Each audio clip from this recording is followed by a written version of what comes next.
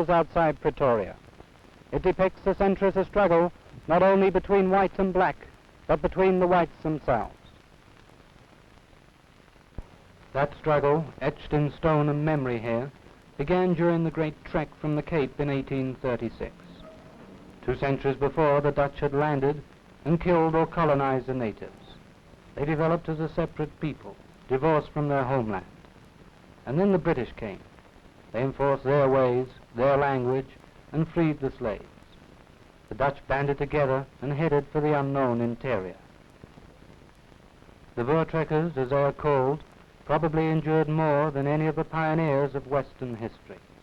It was blood and battle, horror and terror from the start, against one primitive tribe after another, and their guns didn't always prevail. After the slaughter, they made a pact. Dingaan, the great chief of the Zulus, and of the Voortrekkers, and then he was murdered.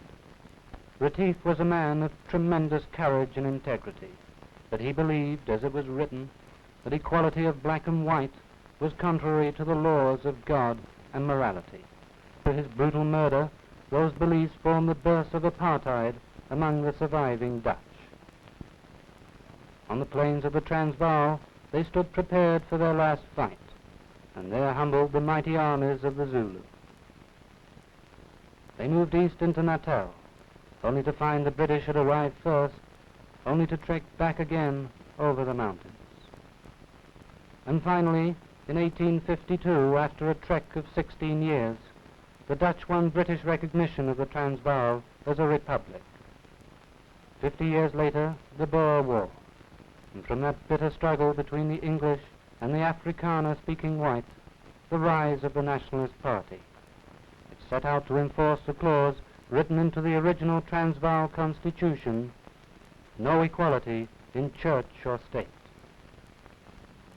Apartheid has become a religion, and this monument is called the Altar of the Nation.